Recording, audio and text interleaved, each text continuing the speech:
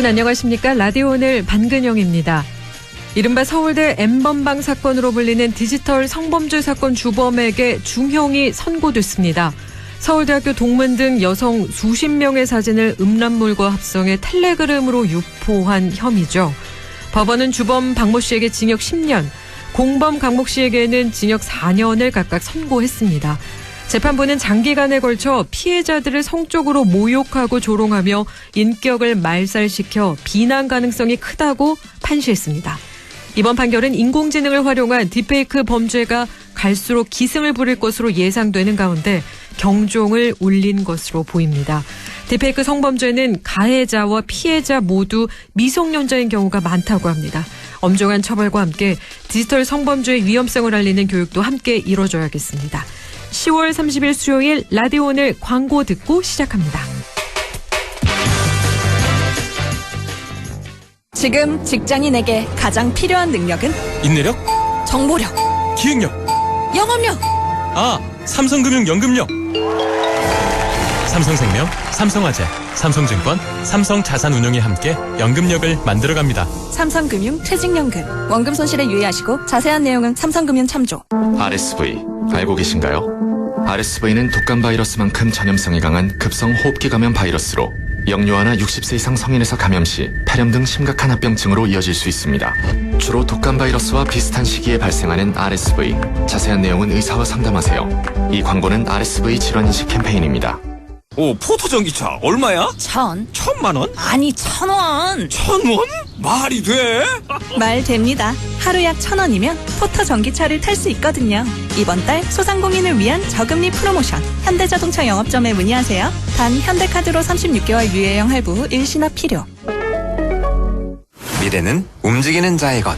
퇴직연금 실물 이전이 되는데 중도이자 안 해도 되는데 안 옮길 이유가 없는데? 이제 옮길 준비하세요. 글로벌 투자하는 연금 미래에셋증권으로. 수익률이 중요한 퇴직연금 미래에셋증권으로 움직이세요. 원금 손실 유의, 투자 전 상품 설명서 및 여건 필터. 10월 30일 수요일 라디오 오늘입니다. 1부에서는 자동차에 필요한 귀한 정보 전해드립니다. 김필수의 차필 규정, 대림대학교 자동차학부 김필수 교수 연결해 함께 이야기 나눕니다. 2부 이슈 오늘에서는 내일부터 안동에서 21세기 인문가치 포럼이 열리죠. 잠시 후 안동시 공보감사실 김주현 주무관과 함께 자세한 내용 알아보겠습니다. 이어서 인사이드K 배종찬 연구소장과 함께 각종 설문조사의 결과를 갖고 우리 사회를 분석해보는 시간입니다. 배종찬의 리서치 오늘 함께하겠습니다. 라디오 오늘 유튜브로도 다시 들을 수 있습니다. 많은 애청 바랍니다.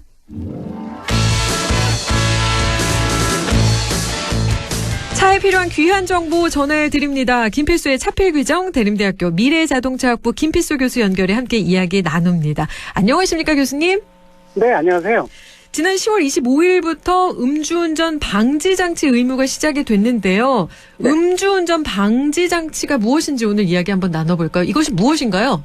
네, 일단 운전하기 전에 네. 음주운전 여부를 확인하는 장치입니다. 아, 음주운전 여부요? 혹시, 예, 네. 일정 비율 이상이 나오게 되면은 시동이 아예 안 걸려서 차 예. 운행을 못하게 하는 방법이거든요. 예. 그래서 대상은 일단은 5년 이내에 2번 이상의 음주 전력 재범 있죠. 예. 이 재범자부터 대상이 되는 건데 실질적으로 한 15,000대에서 2만 대 사이가 될 것으로 보고 있어요. 1차적으로는요. 예. 그래서 생각 이상으로 굉장히 많은 부분들인데 이 장치가 이 한 2년 동안 경찰청에서 준비를 했어요. 작년 초에도 네. 저도 자문위원으로 들어가서 여러 가지 자문을 해줬었거든요. 네네네. 그래서 매뉴얼을 만드는 데도 그렇고 뭐 아시겠지만 차가 요새는 이 디젤, 가솔린, 또 하이브리드, 전기차, 수소차 등등 종류가 워낙 많지 않습니까? 예. 이 차 종류에 따라서 연결하는 방법이나 이 작용하는 방법에 대한 것들이 좀 시스템적으로 좀 틀릴 부분이 있어서 예. 이런 부분들을 체계적으로 또 중간에 에러가 나거나 문제가 생겨도 안 되지 않습니까? 그렇죠. 그래서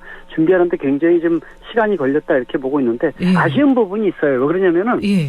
음주운전 방지 장치를 원래 장착하기로 예정을 했던 게 10년이 넘었습니다. 아, 10년이 넘었어요. 10년이 훨씬 넘었어요. 예전부터 예. 이거를 장착하는 거를 도입을 하겠다. 네. 그만큼 이제 선진국에서는 이미 입증된 모델이 굉장히 많다는 거거든요. 예. 예를 들어서 뭐 미국, 캐나다, 호주, 유럽 쪽도 다수의 선진국이 음주운전 방지 장치 도입을 해서 예. 효과도 크고요. 20년이 예. 넘은 국가들이 많거든요. 아, 네. 근데 이런 데는 실제로 재범 비율을 국가마다 조금씩 틀리지만은 한 60, 70%까지 줄이는 경우도 많아요. 아, 네. 효과가 크다는 거죠. 근데 이렇게 네. 좋은 것을 왜 이렇게 도입을 늦게 했을까라고 네. 생각하면 아쉬운 부분이 많은 게 네. 국회에서 입법부 이런 데서 예. 민생에 관련된 이 부분들은 아시겠지만 음주운전이라는 건 예. 다른 사람의 생명을 앗아가는 살인행위지 않습니까? 그렇죠.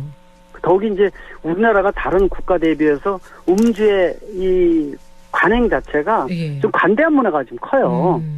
예, 그러다 보니까 뭐 이 설이나 추석 연휴 때도 뭐 네. 음복을 한다든지 한두 잔은 괜찮지라는 인식도 있고요. 예, 예. 또 요새 한 달이 멀다 하고 그 유명 뭐 연예인부터 유명인들 음주 때문에 난리가 나지 않습니까? 네네네. 이게 이제 그만큼 벌칙 조항도 그렇지만은 이 음주에 대해서는 뭐 한 번 한 거, 두 번 한 거 안 걸리면 다행이지 이런 식으로 예. 생각하는 경우가 굉장히 많아서 네. 음주운전 방지하니까 늦은 감이 있지만은 이번에 장착함으로 인해서 효과가 좀 크지 않을까라고 기대를 많이 하고 있습니다. 네, 음주 운전에 대한 인식이 그동안은 그렇게 심각하게 생각하지 않았기 때문에 우리가 이렇게 도입이 좀 늦어졌다라는 이야기를 해주셨는데 그러면 이 따로 장착 기준이라는 게 아까 5년 내에 2번 이상 예, 네, 이렇게 맞습니다. 이렇게 말씀을 해주셨잖아요. 그러면 이 음주운전 방지 장치를 장착을 하려면 비용이 드는데 네. 이건 누가 감당을 하나요? 이거 이 음주운전자 본인이 다 모든 100% 비용을 다 됩니다. 아, 어느 정도일까요? 비용이? 이게 저도 한 7, 80만 원 정도 될 줄 알았는데요. 네네네.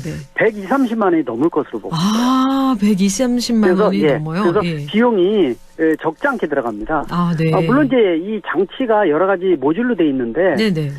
이 예전에 비해서 지금은 뭐 에러나 이런 것들이 거의 없고요. 네네. 고장이나 이런 부분들도 기술 개발이 많이 돼 있지 않습니까? 네, 예. 그래서 훨씬 정밀하게 나온다는 측면에서 의미가 있고요. 네. 중요한 것은 이 국내에서 이 관련된 업체에서 탑재를 하는데 그 국제 인증을 받아서 입증된 모델만 해당이 되는 거고요. 예. 그래서 이 부분이 지금 효과가 좀 많이 컸으면 하는 생각이 들고 꼭 네. 음주운전 방지 장치가 예. 뭐 이건 이 실질적으로 장치를 통해서 통제를 하는 거지 가장 중요한 것은 음주운전을 하지 말아야 되거든요. 그렇죠. 예. 그리고 뭐 아시겠지만은 대한민국이 이 대리운전에 대한 것은 가장 시스템이 잘 돼 있는 국가 아닙니까? 네네네. 예. 네, 최대한 이거를 활용하는 것도 중요하고요. 네. 재밌는 게 음주운전 방지 장치가요. 예. 지금 이제 본인의 대표 차종을 한 대에다가 장착을 하는 거 아닙니까? 그렇죠. 근데 집에서 보통 이 부부 특이하게 많잖아요. 예, 예, 예. 그러니까 부부가 같이 한 대를 운전하는 차량도 많거든요. 예. 근데 이제 배우자가 운전할 때 본인도 불어야 되는 거예요, 배우자도요. 아. 그러니까 이 부는 거 자체가 불편하지 않습니까? 네. 그러니까 구박이 좀 있어야 됩니다. 그러니까 이제 구박해서 음주를 왜 해가지고 이게 뭐냐라는 식으로 예. 그 구박의 효과도 좀 적지 않거든요. 구박의 이게. 효과도 있다. 예. 예, 그래서 예. 이런 부분들이 뭐 어떻게든지 음주운전을 예방하거나 네. 뭐 아예 입에 대지 말아야 된다는 인식도 좀 컸으면 하는 생각이 들고요. 네네. 아까 효과가 큰 다른 선진국가 말씀드렸는데요. 네네. 프랑스나 이런 데서는 음주운전을 단속을 잘 안 한답니다. 아, 단속, 그 정도로 그러면 잘 지키고 있다는 이야기인가요? 그게 무슨 얘기냐면은 예, 예. 일반 차량에도 음주운전 방지 장치가 많이 장착돼 있어요. 아. 그러다 보니까 예. 굳이 음주운전 뭐 군데군데 그 단속을 안 하더라도 음주운전에 대한 인식은 굉장히 제고가 돼 있어서 하지 말아야 된다는 인식도 있지만 차에 장착된 것도 많아서 예. 저는 그런 생각이 들어요. 이게 기술이 좋아지면은 아예 탑재해서 나오면 어떨까 하는 생각이 들어요. 그렇네요. 모든 차량에 탑재되어서 나온다면 오히려 훨씬 저희가 편할 수 네. 있을 것 같아요. 네. 그리고 네. 이제 이게 자문회의 때도 그런 얘기 나왔었어요. 네. 처음에는 지금 5년 이내에 2번이지만은 뭐 국가별로 첫 한 번만 진행이 돼도 음주운전 방지 장치 다는 국가들도 좀 있고요. 네네. 또 예를 들어서 이게 꼭 음주운전자만 대상으로 하기보다 좀 대중교통 수단 중에서 뭐 어린이 버스 예. 뭐 차에는 의무적으로 장착한다든지 네. 뭐 대중교통 버스 같은 경우에도 여러 사람의 생명을 그 책임지고 운전하는 게 네. 대중교통 수단 아닙니까? 그렇죠. 이런 차종은 뭐 이 실질적으로 간혹 그 적발이 되지만은 다음날 숙취도 있고 예, 이러다 예. 보니까 새벽 운전할 때 문제가 되는 경우도 있어서 네. 아예 이런 모델은 그냥 탑재가 됐으면 하는 생각이 들거든요. 그렇네요. 근데 갑자기 그래서 하면은 예. 아니, 하면 말씀해 주세요. 효과가 좋지 않을까 이렇게 그렇죠. 예상을 합니다. 예. 그렇다면 만약에 이 음주운전을 해서 걸렸던 분들은 왜 습관성도 있잖아요. 근데 이 습관성이요. 예, 이 전체 비율의 음주운전의 40%예요. 아, 40%. 예, 그러니까 이제 재범자가 굉장히 많다는 거고. 그렇죠. 한 번 해서 걸렸는데 뭐 이 벌칙 조항도 그렇게 세지도 않고. 뭐 나는 몇 개월 정지야 또는 면허 취소인데 또 따고 말지. 우리나라 면허 따는 게 뭐 13시간 하루반이면 딸 수 있는 나라니까. 굉장히 선진국 중에서는 낙후돼 있어요. 시스템이. 그러니까 쉽게 취득할 수가 있어서 이거 취소돼도 또 따면 되지. 라는 생각 단순하게 생각하거든요. 그러니까요. 그래서 이 벌칙에 대한 것들도 영국 같은 경우에는요. 실제로 음주를 하다가 단속된 경우에 어떤 벌칙 조항하고 음주운전을 해서 사상자가 발생했을 경우에는 하늘과 땅 차이가 법의 적용 방법이 틀립니다. 그렇군요. 사실 엄격합니다. 저도 그리고 음주운전 사고 그러니까 상대가 음주운전을 인해서 제가 사고를 당한 적이 있거든요. 예. 근데 정말 그 지진이 난 것처럼 그런 충격, 어마어마한 충격을 받았었거든요. 근데 굉장히 위험하고요. 또 음주운전자는 본인이 이 제어 능력이 상실되기 때문에 제동도 제대로 안 하다 보니까 보행자나 이런 충격도 워낙 크고요. 그러니까요. 예, 그래서 실질적으로 그리고 사상자가 발생을 해서 진단서까지 첨부가 되면은요. 지금은 처벌 조항 자체가 형사처벌이기 때문에요. 굉장히 강력합니다. 지금 아마 2년 이하의 징역 뭐 이런 식으로 돼 있을 거예요. 사상자가요. 그래서 굉장히 강력한데 문제는 그래도 음주운전자가 아직도 재범도 많고 음주운전이 이렇게 많은 것은 분명히 각성을 하고 뭐 이 벌칙 조항도 중요하지만 자정 기능 하지 말아야 되는 이 문화적인 부분들이 커야 되지 않느냐 이렇게 보고 있습니다. 그렇죠. 근데 음주운전 방지 장치를 만약에 무단 해제한다면 이런 경우는 어떻게 되나요? 벌칙 조항이 굉장히 강해요. 이게 형사처벌 조항이 되기 때문에 굉장히 뭐 아마 저 확인을 해봐야 되겠지만은 보통 이런 부분들이 1, 2년 이하의 징역, 뭐 2천만 원 이하의 벌금 이런 부분들도 많거든요. 그래서 이 장치를 임의로 제거하게 되면은 이거는 의무 사항이기 때문에 특히 아까 말씀드린 5년 이내 2번의 음주운전자를 대상으로 하는 겁니다. 그래서 장착에 대한 것들도 꼭 그리고 또 에러가 나거나 문제가 생기면은 콜센터로 연락이 돼서 이 새로 고친다든지 이런 부분들도 실시간적으로 진행돼야 되는 거기 때문에 그 부분에 대한 것은 좀 냉정하게 좀 진행을 하면서 평가도 좀 한번 봐야 될 것 같고요. 효과가 얼마큼 나오는지에 대한 거. 그다음에 확대에 대한 가능성. 또 글로벌 선진국가는 어떻게 하는지에 대한 것들도 면밀히 파악해서 이 대한민국의 음주운전에 대한 관대한 문화가 아주 아예 이 뿌리가 뽑히는 이런 사례가 좀 나왔으면 하는 생각이 듭니다. 그러면 이 음주운전 방지 장치를 장착하게 되면 의무 기간이 있을까요? 어느 정도 기간 동안 이것을 장착해야 될까요? 이 기간이 아마 이 확인을 좀 해봐야 되는데요. 이 몇 년인지는 확인을 좀 해봐야 됩니다. 그래서 사실 이 기간이 무한정으로 있는 건 아니고요. 그래서 일정 기간 내에 이 음주운전에 대한 부분이 없으면은 이거를 이제 탈거를 할 수 있게끔 만들어주고 그 부분인데 일단은 기준 자체가 5년 이내 2번 이상이라는 거 그리고 1차적으로 한 2만 명은 안 넘을 것 같아요. 2만 명 지금 뭐 지난 주 25일부터 시작이 됐으니까 아마 그런 장착을 통해서 좀 더 이 경감의 효과는 분명히 나올 것으로 좀 보고 있고요. 또 말씀드린 대로 이 기계에다 너무 믿는 거 자체가 문제가 있는 거지 문화적으로 음주운전을 하지 말아야 되는 인식을 키우는 것이 더더욱 중요하다 이렇게 분명히 말씀드릴 수가 있죠. 음주운전은 살인 행위나 마찬가지잖아요. 맞습니다. 그렇기 때문에 절대 해서는 안 되고 또 이제 연말이 다가오기 때문에 더 경각심을 좀 세워야 되지 않을까. 맞습니다. 다음 달 11월, 12월 되면은 또 뭐 여러 가지 이 행사도 많고요. 또 뭐 한두 잔 괜찮겠지 해서 이런 저녁 때 이렇게 하게 되면은 이 맥주 한 잔도 안 되지 않습니까? 지금 소주 한 잔도 안 되거든요. 그만큼 강화돼 있으니까 아예 차를 안 가져가는 게 좋고 혹시라도 꼭 가져가게 되면은 꼭 대리운전을 해서 또 대리운전을 하더라도 집 앞에서는 가면은 본인이 또 운전해서 차고에다 놓거든요. 그렇죠. 그런 분들 많아요. 그 경우에 문제가 돼요. 그래서 운전대를 시동을 걸고 1cm만 이동을 해도 음주운전입니다. 그래서 혹시라도 넣기 힘들면은요. 집에 연락을 해서 가족이 나와서 이 주차를 시킨다든지 본인은 절대로 운전석에 앉으면 안 된다는 것도 꼭 마무리를 잘 하셔야 된다고 말씀드리고 싶습니다. 오늘 여기까지 함께하겠습니다. 오늘 말씀 고맙습니다. 네, 감사합니다. 지금까지 김필수의 차필규정 대림대학교 미래자동차부 김필수 교수와 함께했습니다. 라디오 오늘 1부 여기까지고요. 잠시 후 2부에서 뵙겠습니다.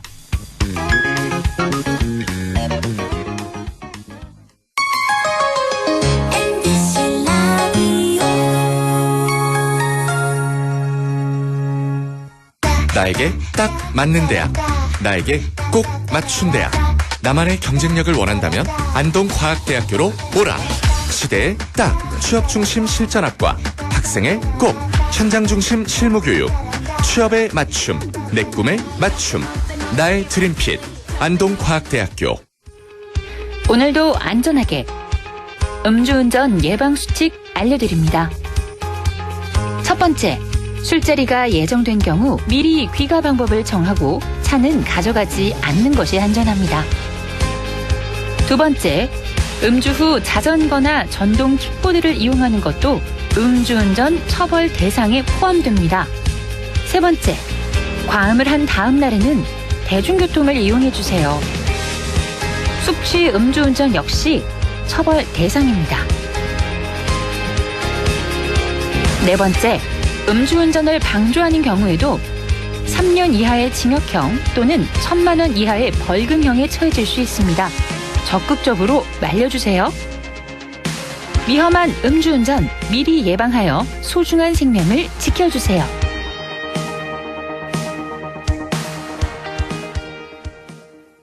안녕하세요. 배우 문지은입니다. 우리 사회에는 일을 할 수 있어도 사회에 나아갈 기회조차 얻지 못하는 발달장애인이 있습니다. 그 여정에 함께하는 위드 슬로우 스타터 캠페인을 시작합니다. 더 많은 첫걸음이 시작될 수 있도록 발달장애인의 출발을 응원해주세요. 공익광고 협의회.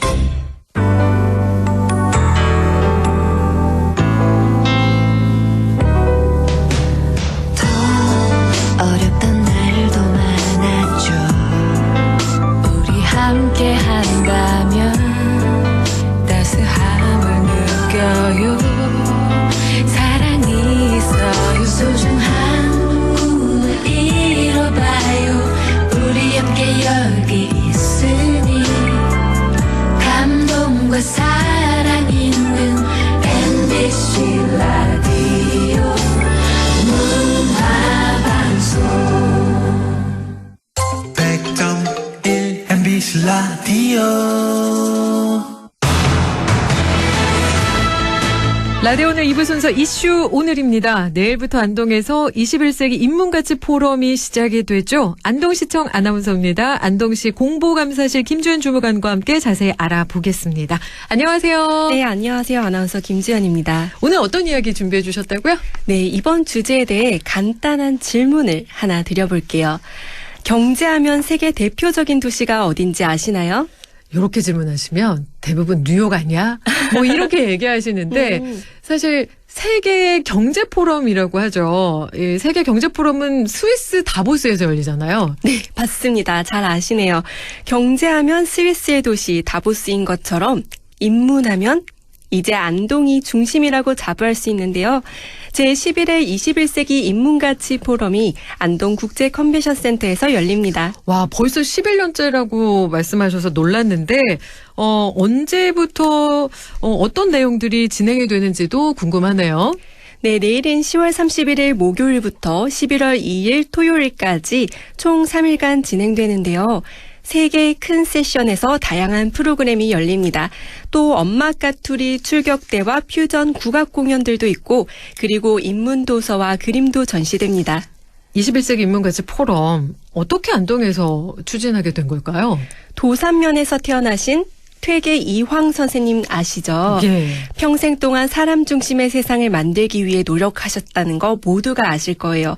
또 안동이 다르더라도 함께 살아가는 상생을 가장 잘해왔던 곳이기도 하고요. 네, 그러면 21세기 인문가치 포럼은 퇴계 이황 선생의 정신을 이어가는구나라는 걸 저희가 알 수 있겠는데요.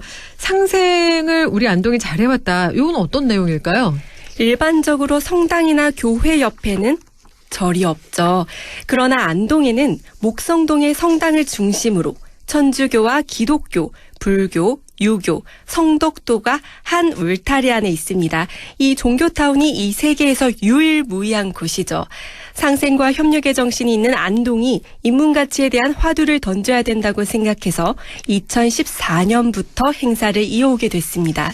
한국정신문화에서도 안동다운 역할이지 않을까 싶은데 이번 주제를 살펴보면 인간다움, 사회적 관계 회복 이렇게 돼 있는데요. 이 주제 특별한 이유가 있을까요? 최근 우리 사회가 가지고 있는 문제점에 주목을 했는데요. 스마트폰 하나로 전 세계와 소통을 하고 인공지능이란 발명으로 새로운 형태의 관계와 비즈니스가 무한하게 생산되고 있습니다. 하지만 이렇게 다양한 소통이 가능한 시대에서 인간 소외, 사회적 고립에 대한 문제가 나타나고 있습니다.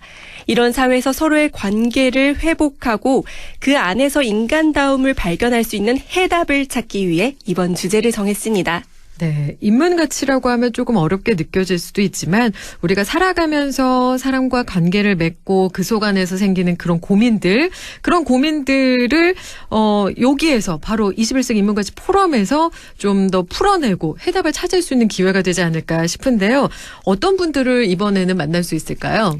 행사 첫날은 10월 31일 목요일입니다. 본격적인 시작에 앞서 기조 강연에서 엄청난 두 분이 오세요. 대한민국의 최고령 수필가이자 철학가이죠. 연세대학교 철학과 김형석 명예교수가 인간다움이 가진 가치를 바라본다고 하고요. 또 최고령이 있다면 이번에는 젊은 교수입니다. 미국의 오하이오 주립대학교 철학과에도 있으셨죠. 이석재 교수가 도덕적인 존재로서 인간을 살펴본다고 합니다. 인간다움이 가진 가치 그리고 도덕적 존재 기조 강연부터 주제가 정말 흥미로운데 이후에 열리는 프로그램들은 어떤 것들이 있을까요? 네, 기조 강연이 끝나고 나면 지금 당신은 안녕하신가요? 라는 프로그램이 본격적인 막을 엽니다. 예, 평상시에 안녕하시죠? 우리가 이렇게 인사말을 종종 건네는데 지금 당신은 안녕하신가요? 어떻게 보면은 좀 친숙하다 이런 생각도 드네요. 여기서 잠깐 질문 하나 또 드려볼게요. 최근 2년 동안 대한민국에서 혼자 살다가 가족이나 이웃도 모르게 혼자 죽게 되는 고독사가 몇 명 정도였는지 아시나요? 몇 명 정도인 것까지는 모르겠고 5, 60대 남성들이 여성들보다는 많다. 저 요 정도만 알고 있는데 어느 정도나 되나요? 보건복지부 자료에 따르면 최근 2년간 고독사가 30명도 300명도 아닌 3,500여 명 정도였다고 합니다. 정말 놀랄 일이고요. 안타까운 일인데 우리가 얼마나 소외되면서 안녕하지 못한가 이런 생각도 함께 하게 되네요. 그래서 내일 31일 목요일 낮 4시부터 5시입니다. 스탠포드 대학교의 신기욱 교수와 이화여자대학교의 최병일 명예교수님이 질문을 던지고 회복 방안을 찾아본다고 합니다. 내일 낮부터 이거 좀 관심이 있으신 분들 한번 보셔도 될 것 같은데 살아가면서 우리가 어떤 모습으로 이렇게 보내고 있는지 다시 한번 생각해 볼 수 있는 시간이 될 것 같습니다. 이 외에도 다양한 프로그램들이 많은데 좀 전에 시작할 때 말씀해 주셨어요. 어린이들을 위한 프로그램도 있는 것 같은데 어떤 것들이 있을까요? 어린이들을 위한 뮤지컬을 또 추천드립니다. 변신자동차 또봇 아시죠? 또봇 모르면 안 되죠. 인문가치를 지키는 또봇과 꼬마 영웅들이란 제목으로 어린이 뮤지컬이 있습니다. 11월 1일 금요일과 2일 토요일 오전 10시 30분부터 12시까지 진행된다고 해요. 또봇과 친구들이 악당인 카 사장과 맞서 싸우는 흥미진진한 모험 이야기가 펼쳐지고요. 어린이집 친구들부터 청소년까지 700여 명이 볼 수 있도록 준비된다고 합니다. 네, 인문가치를 조금 더 쉽고 재미있게 즐길 수 있을 것 같은데요. 올해는 특별한 모임이 생겨났다고 들었는데 어떤 모임일까요? 이번 인문가치 포럼에서는 세계 인문도시 네트워크의 창립을 기념해서 총회가 있습니다. 10년 동안 매년 인문가치 포럼을 개최하면서 국내와 해외 도시 간의 장기적인 연락망을 형성하기 어렵다는 문제점이 있었습니다.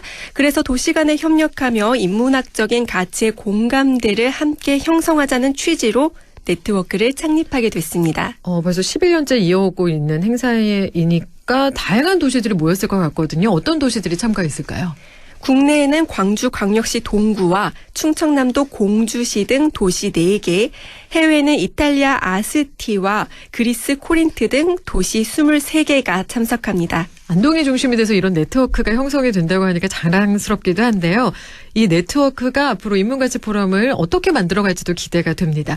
그렇다면 저희가 이 21세기 인문가치 포럼이 열리는 장소 어떻게 갈 수 있을까요? 셔틀버스가 상시로 운영됩니다. KTX 안동역과 시외버스터미널, 시내 중심인 중앙선 194의 안동역에서 센터까지 오가는 버스가 있고요. 혹여나 직접 가서 보기가 어렵다면 온라인 생중계도 진행되니까요. 공식 홈페이지와 유튜브 계정을 찾아오시면 됩니다. 그러면 공식 홈페이지 유튜브 계정 모두 21세기 인문가치 포럼 이렇게 검색을 하면 되는 네, 거죠? 네, 맞습니다. 예, 인문가치를 넘어서 세상과 삶의 가치를 새롭게 발견할 수 있는 포럼입니다, 여러분. 와, 벌써 인사 나눌 시간인데요. 오늘 이렇게 21세기 인문가치 포럼에 대해서 이야기 나눴습니다. 오늘 고맙습니다. 네, 지금까지 안동시청 아나운서 김주연이었습니다. 라디오 오늘에서는 청취자 여러분의 참여를 기다리고 있습니다. 우리 지역에서 발생한 사건 사고 소식이나 함께 토론하고 싶은 내용을 안동 MBC 홈페이지 라디오 오늘 게시판에 올려주시기 바랍니다. 전화와 문자 참여도 하실 수 있습니다. 전화는 851국에 7191번, 문자는 샵 0913번으로 보내주시면 됩니다. 문자는 단문 50원, 장문 100원의 정보 이용료가 있습니다. 여러분의 많은 참여 바랍니다.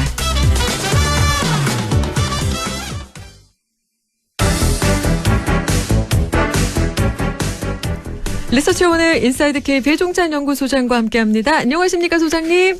안녕하십니까, 배종찬입니다. 네, 먼저 윤석열 대통령 국정 지지율 추세 살펴볼까요? 네, 임기 들어 최저치의 대통령 국정 수행 긍정 지지율로 나타나고 있습니다. 오늘 소개드린 모든 조사는 중앙선거론조사 심의위원회 홈페이지에서 확인 가능합니다. 네.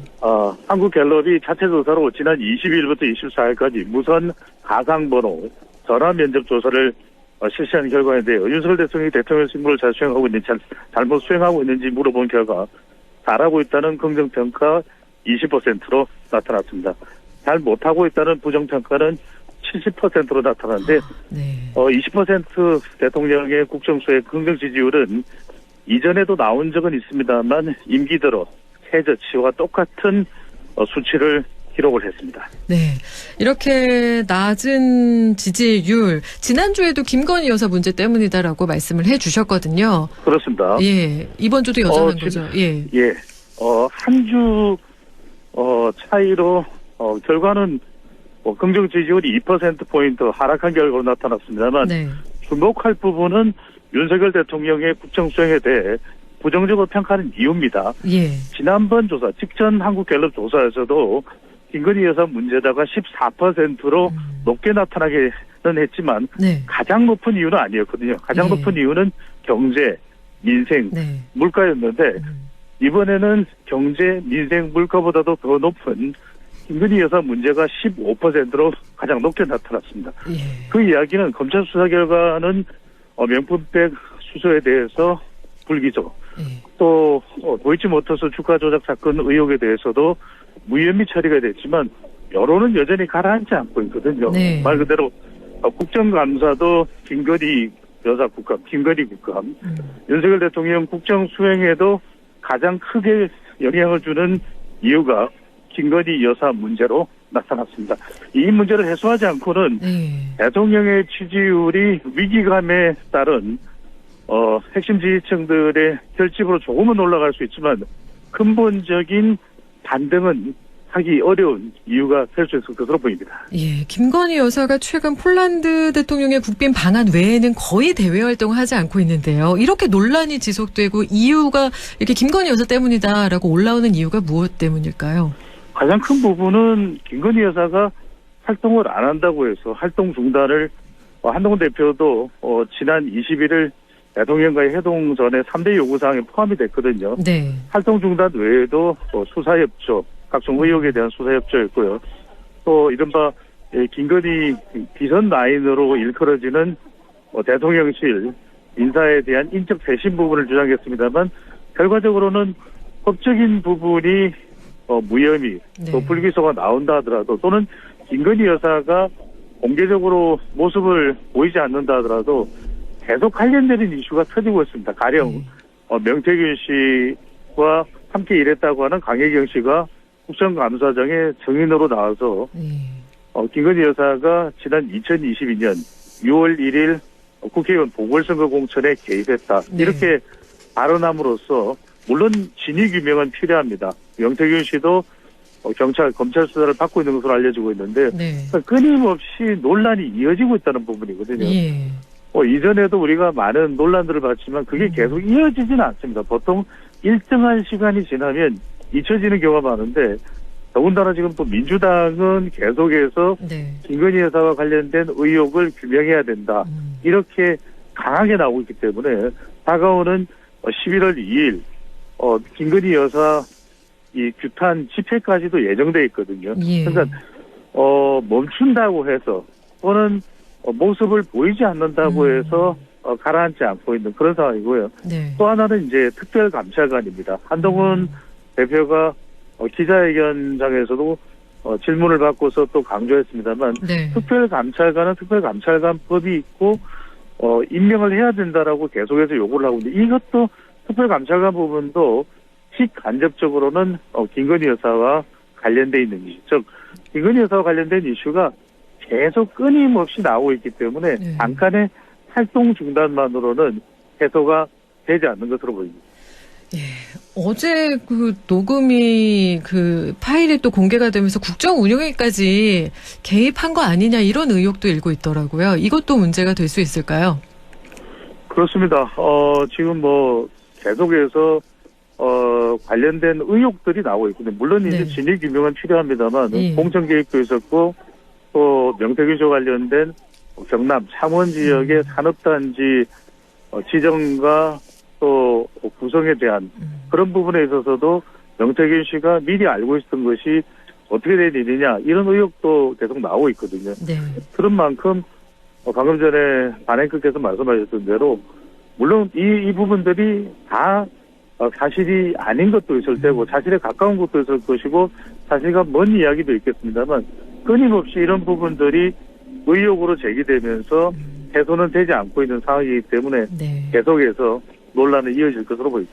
이번에는 정당 지지율 추세 한번 살펴보겠습니다. 어떤가요?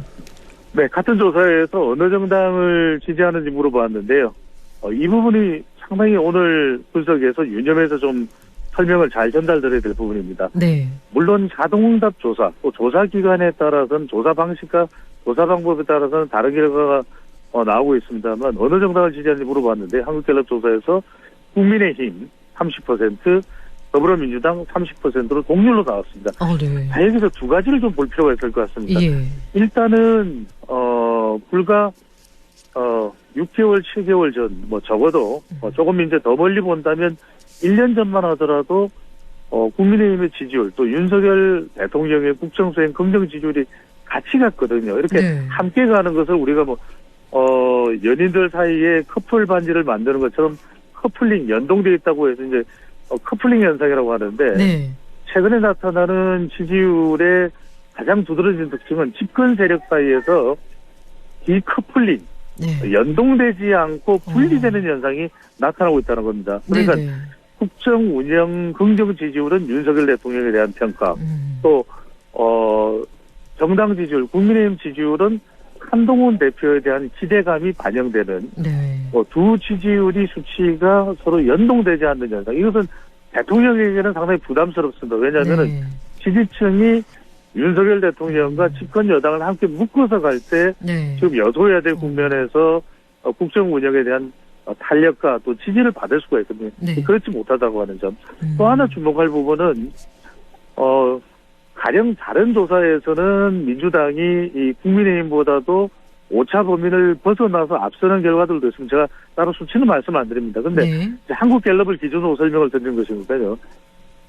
국정감사에서도 윤석열 정부에 대한 진상규명을 강하게 강조했고 또 오는 2일날 장애 김건희 여사 규탄 집회도 예정하고 있는 민주당이면 지지율은 큰 차이가 없어요. 지지율은 국민의힘과 동률로 나왔다라는 것은 전화 무선 번호 가상 면접 조사 결과인데요. 한국갤럽 조사 결과를 보면 민주당과 국민의힘 사이에 차이가 없다. 그 이야기는 지난 총선의 결과로 민주당이 의석수도 훨씬 많고 또 전국도 여의도 정치에서 국회에서는 의회에서는 민주당이 주도하고 있지만 정작 국민들의 평가는 그다지 차별화되지 않고 있는 현상. 이 부분은 이재명 대표든 민주당의 최고 지도부에서는 상당히 부담될 수밖에 없거든요. 왜냐하면 분명히 민주당이 더 명분이 있을 거라고 평가를 받을 수도 있음에도 불구하고 정작 국민들의 평가는 그렇지 못하다.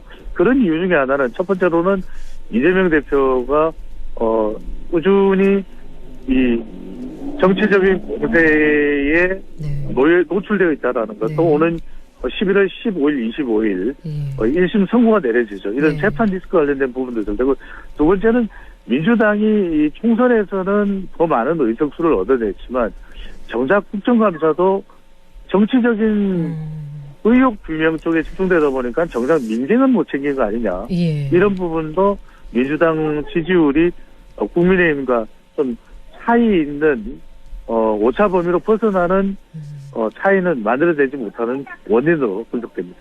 네, 그렇다면 22대 국회 첫 국정감사를 몇 점은 줄 수 있을까요? 글쎄요, 반행극께서는 몇 점 주실까요? 저는 한 75점 정도를 줄 수 있을 것 같습니다. 대학교 학점으로 보면은 A 플러스가 가장 잘했다고 본다면은 B 마이너스 정도 되는 점수인데요. 물론 B 마이너스도 못한 성적은 아니겠죠. 하지만 그럼에도 불구하고 그 정도 성적밖에 못 얻는 이유는 국정조사가 아니라 국정감사인 것이거든요. 국정조사면 정치적인 현안에 대해서 여당, 야당이 치고 부딪히는 그런 상황도 우리가 예상을 할 수 있습니다. 그런데 국정감사는 국민들의 세금으로 국회가 운영되고 있는 거 아니겠습니까? 정확하게 국정이 정책적으로 잘 됐는지, 이 부분을 예산에 맞게 박합은 하고 있는지, 이런 부분들을 점검하는 것이고, 말 그대로 국정 모니터링입니다. 국민을 대표해서. 그런데 너무 지나칠 정도로 정쟁에 명태균, 김건희, 또 이재명 대표와 관련된 이런 이슈들이 너무 많았다는 것이거든요.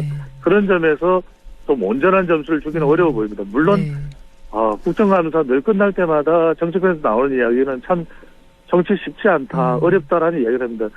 실제로 말을 하는 것과 여의도 국회에 와서 브이로그로 이렇게 한번 쫙 지켜보면 말 그대로 국회의원들이라고 해서 쉬운 일은 아니거든요. 그래도 국민들은 힘들지 않습니까? 그걸 대변해 줄 수 있는, 우리 안동도 팍팍하고 TK도 요즘에 아이고 힘들대 이런 이야기도 하고 있거든요. 그런 점에서는 좀 국회에서 더 힘을 내게, 국민들이 힘나게끔 그렇게 좀 정치를 내줬으면 하는 거, 바로 그게 이제 국정감사입니다. 국정조사가 아니고요. 그런 점에서는 역시 22대 국회도 크게 차별화되지는 못하는구나, 라는 점에서 75점을 주게 됩니다. 네, 75점이라고 말씀해 주셨고요.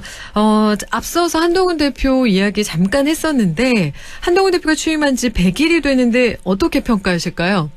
네, 오늘 기자회견도 있었는데, 한동훈 대표도 저는 75점 정도 줘야 될 것 같습니다. 왜냐하면, 평가는 제가 아까 했는데 어디까지나 제 평가니까요. 너무 어떤 분들은, 에이, 왜 그렇게 적대죠? 어떤 분들은 왜 그렇게 많이 줘? 하실 때 어디까지나 참고하는 제 의견이니까요. 시간이 없으니까 짧게 말씀드리면, 한동훈 대표의 기자회견 전 발표한 내용들을 보면은, 명확하게 정리가 됩니다. 국정 쇄신, 당의 혁신, 그리고 야당 협조. 그건 모르는 사람은 없을 겁니다. 그런데 이제 중요한 것은 어떻게 하느냐, 하우가 중요하거든요. 그러면 대통령으로부터 협조는, 대통령의 변화는 쇄신은 어떻게 끌어낼 거냐. 계속해서 대통령과 우리 협력이 아니라 갈등이라는 이야기가 더 많이 나오고 있죠. 또 당에서도 친윤, 친한이 분리돼 있죠. 이게 현실적인 부분이니까요. 그다음에 마지막으로 이재명 대표하고도 어떤 부분을 협력할지, 어떤 성과를 만들어낼지 가시적으로 손에 잡히는 건 없거든요. 금융투자소득세 폐지라든지. 그러니까 결과적으로는 한동훈 대표가 100일 잔치가 됐는데도 불구하고 아직까지 손에 쥔 건 없습니다. 대선에 나간다면은 이제 1년 정도가 남아있는 셈인데 내년 9월까지죠. 그렇다면 돌잔치 전에 1년이 돌아오기 전에 과연 손에 쥐는 건 뭘까? 그런 점에서 생각은 단단한 의지를 밝히고 있는데, 그런 점이 이제 70점이나 75점을 주게 되는 이유, 문제는 뭐냐면 어려운 줄 압니다. 하지만 뭔가 지지층들이나 외연을 확대하기 위해서 집권 여당이니까요. 손에 쥐는 성과는 뭔지를 묻게 됩니다. 성과를 묻게 된다라는 말씀까지 해주셨고요. 북한의 러시아 파병으로 남북한 사이의 긴장감이 고조되고 있거든요. 국민 여론은 어떻게 반응하고 있을까요? 앞으로 이제 미국 대선까지 이 이슈가 아마 최대 이슈가 될 것 같아요. 결과적으로 이제 첫 번째로 결론적으로 말씀드리면 국민들은 상당히 심각성을 인식하고는 있지만 그렇다고 해서 이게 당장 우리 눈앞에 놓인 일이 아니기 때문에 안보 불감증도 있는 거 아니야. 또 하나는 과연 우리가 할 수 있는 일이 뭔가. 전쟁으로 가는 일은 매우 두려워하고 있습니다. 또 우려하고 있습니다. 하지만 평화를 유지하기 위해서는 또 뭔가 행동도 있어야 되고 조치도 있어야 되거든요. 그 점이 매우 어렵다는 걸 국민들은 알고 있습니다. 수치는 말씀 안 드리지만 한국갤럽 조사에서 심각성에 대해서는 매우 높은 비율로 인식하고 있거든요. 다만 살상 무기를 제공하게 되면 일단 전쟁에 우리가 뛰어들 가능성이 있거든요. 하지만 이제 그런 전쟁에 우리가 참여하는 것에 대해서는 매우 꺼리는 인식이 뚜렷하게 나타나고 있습니다. 하지만 이제 평화를 위해서 말로만 외친다고 되는 건 아니거든요. 말 그대로 우리가 얼마나 이 민감하고 위태로운 시기에 우리 외교가 어떤 실질적인 평화를 위해서 정교한 해법을 내놓을지가 그 어느 때보다도 중요할 것으로 보입니다. 예. 마지막 질문입니다. 민주당은 11월 14일 김건희 여사 특검법을 본회의에 올려서 통과시킬 예정인데 국민의힘은 15일과 25일 예정된 민주당 이재명 대표 1심 선고를 앞둔 방탄 목적이다 이렇게 비판하고 나섰습니다. 이거 좀 잠깐 얘기해 주시겠어요? 그렇습니다. 뭐 정치적으로는 민주당이 김건희 규탄 집회를 하겠죠. 하지만 이제 더 중요한 것은 지금 너무나 국민들이 어려울 때고 북한군 또 러시아 파병도 있다면 차라리 이것이 지지층 결집에는 분명 도움되지만 중도 외연 확대에는 도움이 될까? 또 자칫 첫 번째가 그런 이유고 두 번째로는 자칫 이재명 방탄 집회로 그러니까 11월 달에 있을 1심 선고에 대한 사전적인 차원에서의 정치적인 방탄 집회 아니냐? 이런 의심을 벗어나기는 어려워 보입니다. 이럴 때 더 좋은 방법은 말 그대로 국회 다수당이기 때문에 민생 대토론을 통해서 국정감사 때 놓쳤던 부분을 더 부각시키고 민생을 강조함으로써 중도 외연을 흡수하는 것이 효과적인 방법이 아닐까 되묻고 싶어집니다. 민생 대토론을 통해서 민생을 강조하는 게 더 효과적이다라는 말씀 해주셨는데요. 오늘 말씀 고맙습니다. 감사합니다.